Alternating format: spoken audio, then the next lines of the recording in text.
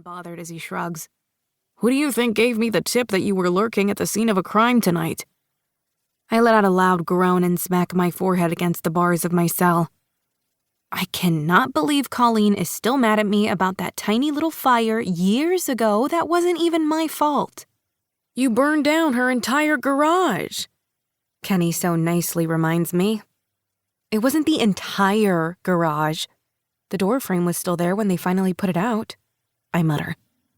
Just because someone finds you holding a gas can a block away from a raging inferno doesn't automatically mean you're guilty.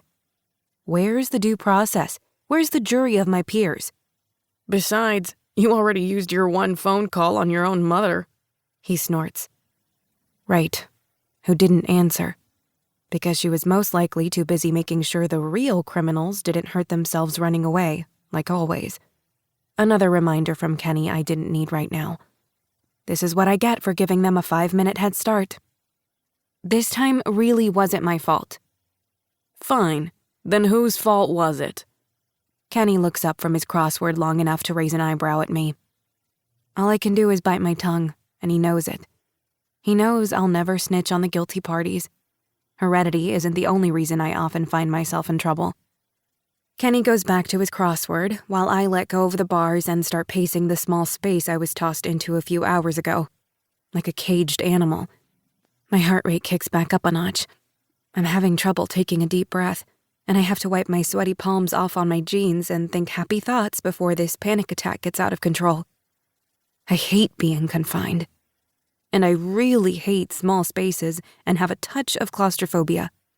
Which is pretty laughable considering how many times I've knowingly made the choice to do something that would put me in this small, confined space with no window to the outside world. Bitching at Kenny was a nice distraction for a little while, but if I have to stay in here much longer, I might start screaming.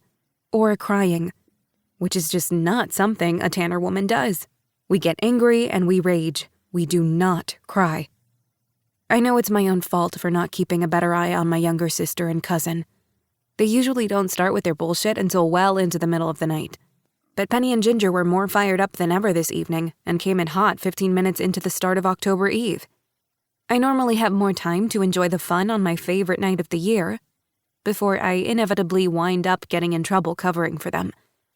This year, I missed the fireworks, I missed the lighting of the town square, and I missed the countdown to midnight, and the slow ascent of the huge light-up pumpkin where everyone shouts, cheers, and clinks glasses of candy corn martinis when the lighted pumpkin reaches the top of the 50-foot pole it's attached to.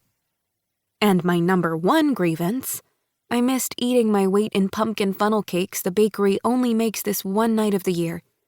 I am going to hold on to this current annoyance with Penny and Ginger until the day I die for that alone. But they are only one more offense away from getting their own personalized jail chairs. And I won't let that happen. "You can't keep covering for them, Sidney," Kenny speaks quietly, eyes still focused on his puzzle, making my mouth immediately dry up after drooling over the memory of pumpkin funnel cakes.